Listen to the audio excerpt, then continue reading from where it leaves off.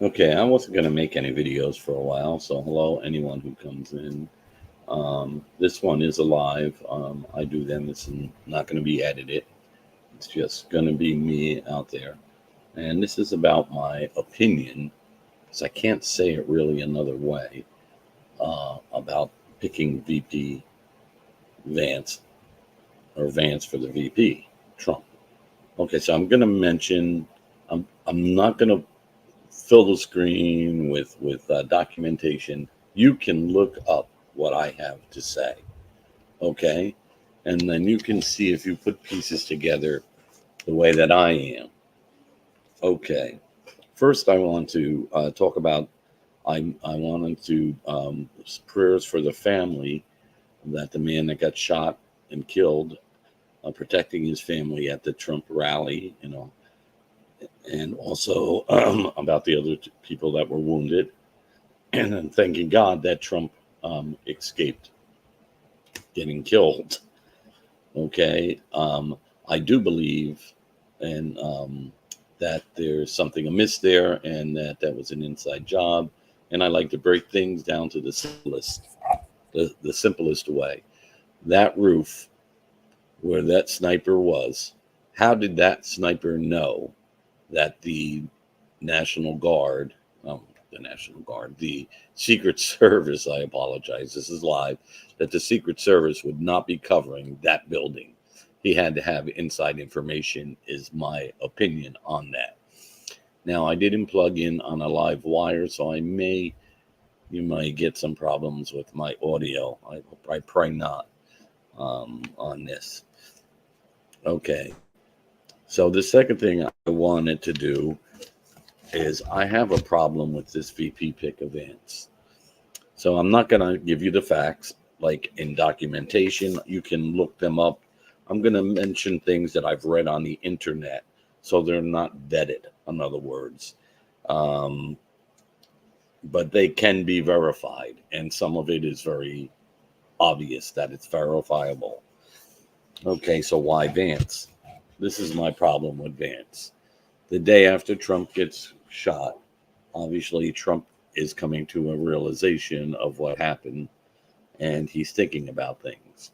Now, it's not out of line that somebody went and talked to him. So let me say about Vance. Vance is his Skull and Bones. Skull and Bones is for life. Kerry and Bush both were Skull and Bones, would never talk about it, even in their older age. Still to this day, won't talk about being in Skull and Bones. And there's also a little thing with him. I don't know if I could say that word on, because it's going to be on YouTube too. Um, Adrian Chrome, if you can get what I'm trying to say with that word. There's a connection with him with that, and that he was a never Trumper and changed his mind. The devil is very smart. The demons are much smarter than we are. Skull and Bones is a demonic organization. I know that he's a Catholic by faith, and that he changed to it, but there are a lot of bad Catholics out there, and Joe Biden would be one of them. If I was Pope, I would excommunicate Joe Biden. Wouldn't even be a question in my mind. They don't even need any special evidence. I would also check out Vance's wife and why she abruptly quit her company and deleted all her information and the connections to her company, what her company's connections were. And she was a Democrat also. And so these are the things that I would be looking at. Also, so now I want to talk about, and when Trump came out at the RNC, he looked very upset. And that's not his character. But okay, so we're going to go through a few things. What happened? So Trump gets shot, almost assassinated. He survives with a very minor wound. He's in the hospital. Comes and 2 days later, he's giving a speech or so on at the RNC. So what happens on Monday? The cases all get dropped against Trump. he picks Vance. So I'm looking at it this way. Someone came and talked to Trump, and he knows his family's in jeopardy, not just himself. And he has to make a compromise. And the compromise is they give him, you take this guy Vance as VP, and we'll let everything else slide. We'll get rid of these cases. We'll do everything. What Trump doesn't understand is you cannot make a deal with the devil. You can't. He will go back on it. They will kill Trump anyway and put Vance as president. This is a problem. And Trump is scared, and he rightfully is so. Should be. Obviously, Trump, I know, if watches this, you should have picked, and you were going to pick General Flynn. So, in that, this guy is the compromise. That's my opinion. You know what? I could say a whole lot more about this and why I feel this way. And some of you know me. I'm very intuitive, I guess is the word that I'll use. I want to say God bless everybody. God bless Trump and his family. And I wish the best for them. And I pray that my opinion here is way off. And if it isn't, that Vance somehow loses his bid for the VP. Although maybe I'm totally wrong. So God bless everybody. And remember this. We are in the time like of Jonah. And Jesus said, no sign will be given except for the sign of Jonah. And then he says, don't you know that in the end times, the people of Nineveh will judge you?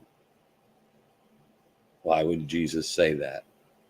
Because people are not turning back to God and they're blinded. The veil is pulled over their eyes and they're blinded by the truth.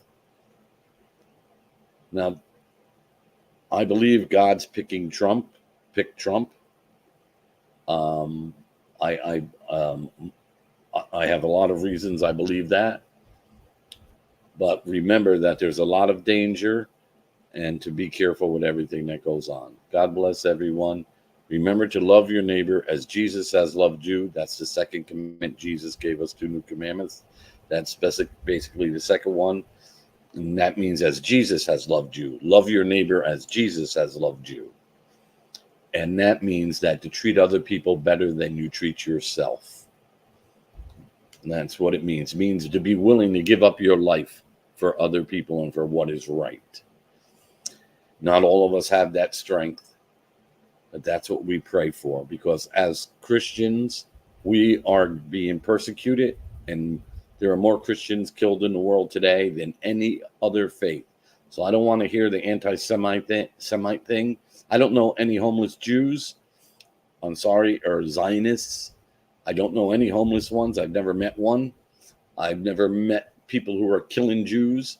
But I know in Africa and in Armenia, they're killing Christians like crazy. They're selling Christians in Libya on an open market as slaves. So they're the most persecuted people in the world. And Jesus told us we will be persecuted.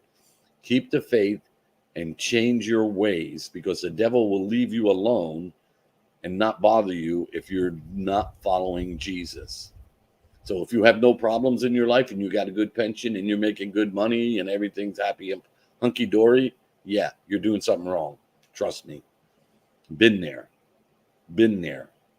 Gave it all up. Following Jesus. Doing what's right. God bless again. End of stream. You take care.